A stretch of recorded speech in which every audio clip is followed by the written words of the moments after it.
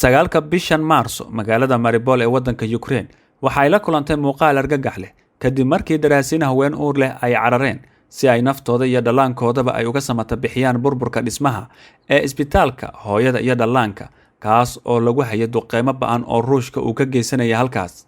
Xaaladdu waxay u muuqatay mid la mid ah magaalooyinka Suuriya oo la noolaa dabka Ruushka muddo sanado ah. Magaalada Mariupol ee koonfurta bari ee Ukraine ayaa sidoo kale waxa ay la nooleed tan iyo bilowgii weerarka Ruushka ee Ukraine. Duqeymo sidaana si la mid ah Suuriya mana lahayn cunto, biyo, koronto midna sida qaar badan oo ka mid ah dhigooda Suuriya. Ilaha warbaahinta waxa ay xaqiijiyeen in Moscow ay horey u adeegsatay bambooyinkeeda Eklastark meel u dhow isbitaal ku yaala magaalada Donetsk bilowgii duulaanka ciidamada Ruushka ku qaadeen Ukraine. Isla arin la mid ah isbitaal ku yaala Suuriya kuna yaala baadiyaha Xalab waxay ahayd mid la mid ah marka laga hadlayo go'doominta ay askarta Ruushka ku soo rogeen qaar ka mid ah magaalooyinka Ukraine. Waxaa sidoo kale ay dib inoo xusuusinaysaa go'doomintii dhiigga badani uu ku daatay ee magaalada Xalab. Inkastoo faragelintii ugu dambeysay ee Ruushku ka sameeyay Ukraine ay xiriir la leedahay faragelinta military oo Ruushka horey u sameeyay, kuwaas oo ka bilowda Georgia 2008, Crimea 2014 iyo Suuriya 2015. Haddana dagaalka Suuriya ayaa si gaar ah u joogsan. Waxa ay bilaabatay dhowr toddobaad ka hor Ruushka ayaa dagaal ku qaaday Ukraine kadib markii faragelintiisa Suuriya ay siisay kalsooni weyn oo ah in ay ka howlgalaan meelo ka baxsan xuduudahooda juqraafi ahaan. Moscow waxa ay bilowday in ay dirto fariimo cadcad oo ku saabsan ulajeedkeeda in Ukraine ay uga soo duushay Suuriya 24 Febraayo. Ruushka waxa uu 6 markab oo dagaal ka soo wareejiyay saldhigga ciidamada badda ee Ruushka ee Tats ee Suuriya kuna wareejisay badda madow si ay uga qayb qaataan dhoolatus military ciidamadeeda badda ee Ruushka, iyadoo sidoo kalena geysay diyaaradaheeda Tu-22 iyo MiG-31K oo siday gantaalaha Kinzhal. Saldhigga Xamiimeen ee ku yaala xeebta waqooyi galbeed ee Suuriya, Russia waxa ay ka faa'iideysatay joogitaankeeda gudaha ee Suuriya muddo sanado ah, waana tallaabadii ugu horeysay ee military ee ka baxsan deegaanadeeda tan iyo burburkii Midowgii Soviet si ay shimbiro badan ugu dhuftaan hal dhagax. Xoojinta duqeymaha ee dadka rayidka ah sida dugsiyada, suuqyada iyo sidoo kale isbitaalada.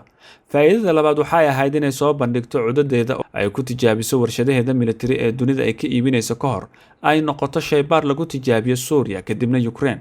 Marka loo eego arrintani, wasiirka difaaca ee Ruushka waxa uu sheegay intii lagu guda jiray kulan uu la qaatay shirkadaha iyo warshadaha sameeya helikobtarada dalkiisa bishii Juulaay ee la soo dhaafay in dalkiisu uu tijaabiyay in ka badan 320 noocyada kala duwan hubkooda isla markaana ku tijaabiyay Suuriya.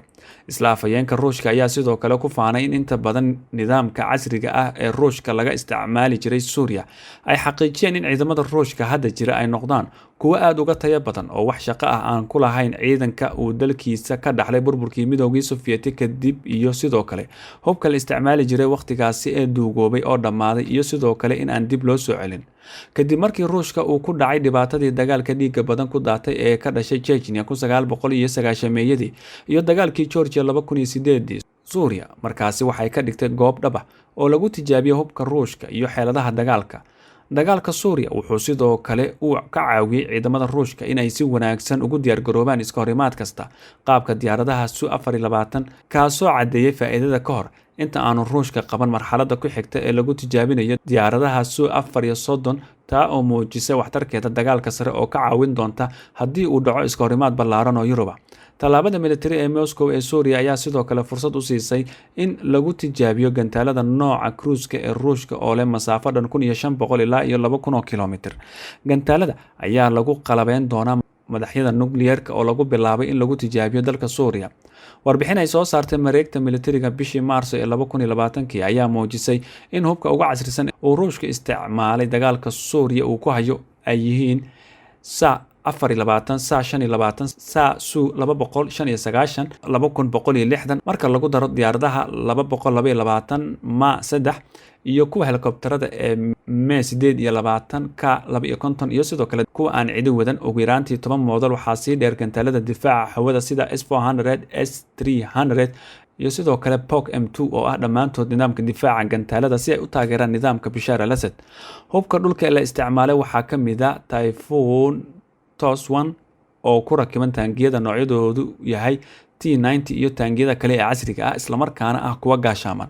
Dhaqdhaqaaqa cusub ee Ruushka ee Ukraine waxay ka dhigan tahay nooc cusub oo ah wixii Putin uu ku sameeyay Suuriya, halkaas oo ciidamada Ruushka isticmaaleen gantaalo iyo rasaas islamarkaana ay ku dhawaaqeen abuuritaanka wadooyin ammaan ah oo ay barbar socdeen duqeymo aan kala joogsi lahayn. Sidaasi darteed maamulka Suuriya ayaan ka waaban daqiiqadihii ugu horeeyay in uu ku dhawaaqo taageero siyaasadeed iyo sidoo kale mid warbaahineed uu siiyo xulafada Ruushka.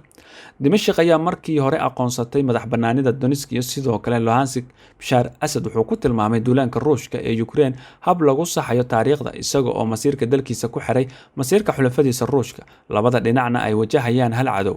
Dhinaca kalena xaaska madaxweynaha Suuriya ayaa la kulantay haweeneyda u dhaxda Putin. Waxa ay tiri askarta militariga ee Ruushka iyo askarta ciidamada Suuriya waxay u dagaalamayaan si ay u ilaaliyaan Suuriya iyo Ruushka, weliba si wada jir ah waxay u dagaalamayaan si ay u saxaan taariikhda. Haddaba Ruushka kuma qanacsana taageerada siyaasadeed ee uu ka helay taliska Asad, balse Ruushku waxa uu u baahan yahay wax taas ka sii muhiimsan uu u ansixiyo ujeedooyinka Suuriyaanka inay taageeraan Moscow, taas oo dabcan ah in ciidamada Ruushku ay siiyaan dagaalyahano Suuriyaana oo Bashar Asad qudhiisa uu kormeero tababarada. Runtii Moscow waxay qortay dagaalyahano Suuriyan ah oo karti leh si ay uga qayb qaataan dagaalka, iyaga oo ku bedelanaya mushaar u dhexeeya $200 ilaa $300 kadib markii 10 sannadood ay ku jireen jidadka colaadaha, iyaga oo ka shaqeynaya sidii loo caburin lahaa kacdoonka Suuriya. Askarta Ruushka si ay u maamulaan Ukraine, taas oo ilaa iyo hadda iska caabin kala kulmaya dhinaca bari ee ciidamada Ukraine. Khubaro dhowr ayaa su'aalo ka keenay awoodda ay dagaalyahanada Suuriya ku gaari karaan hadafyada hoggaanka Ruushka, iyadoo ay ugu wacan tahay dhowr arrimood oo ay ugu horeyso dagaalyahanada oo aan aqoon u lahayn luqadda Ukraine, mar labaadna waxay ahaayeen kuwo aan aqoon u lahayn deegaanada ee lagu dagaalamayo ee Ukraine. Dhankeedana Iiraan ma aanay muujin mucaarad wax dhib ahna kuma hayo dhaqdhaqaaqa Asad ee ku wajahan Ruushka. Taasina waxay ku dhiirigelisay Asad in uu sameeyo hab uu ugu diro mutadawiciin Suuriyaana Ukraine si ay uga barbar dagaalamaan ciidamada Ruushka. Asad arrintani uma diidi karo si fudud. Bishii Maarso Ruushka wuxuu helay dharbaaxo cusub oo ku saabsan khasaaraha ay ka soo gaaray dagaalka Ukraine markii lagu dhawaaqay dhimashada taliyaha 41aad ee ciidanka Ruushka General Vital oo ku dhintay isaga iyo saraakiil sarsare dagaalada ka dhacaya bariga Ukraine.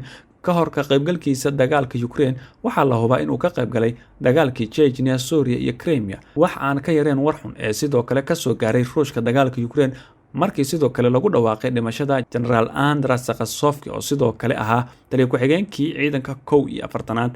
Khasaaraha muhiimka ah ee soo gaaray darajooyinka taliyayaasha ugu horeeya ee ciidamada Ruushka ayaa laga yaabaa inay muujin karaan loolanka Ruushka uu kala kulmay Suuriya iyo Ukraine. Inkasta oo ay kala duwan yihiin xaaladaha labada dal, ayaa haddana muuqaalada iyo wararka ka imaanaya bariga Yurub waxa ay xaqiijinayaan habka Ruushka uu ku wajahayo siyaasaddiisa Ukraine, isaga oo si toos ah u bartilmaameedsanaya magaalooyinka Ukraine ee uu go'doomiyay. Ciidanka cirka ee Ruushka ayaa horey u isticmaalay bambooyin loogu talagalay in lagu burburiyo tunnelada iyo sidoo kale gabaadka marka lagu daro ku tiirsanaanta dhammaan noocyada diyaaradaha ee wax duqeeya sida Sukhoi iyo sidoo kale gantaalada Kalibr. Inkasta oo tababar adag oo galaaftay nolosha kumanaan Suuriyaan ah oo isku dayay in ay iska caabiyaan nidaamka Asad uu horey u jiray, haddana dagaalka Ruushka iyo Ukraine ayaa u muuqda mid aad u adag. Ciidamada Ruushka oo ay adag tahay inay gacan ku dhigaan caasimadda Ukraine, dagaalka oo socda ku dhawaad bil, lagana yaabo in la dilay hogaamiyaasha qaar. Sidoo kalena arrintan waxay u eg tahay wixii hore uga dhacay Suuriya.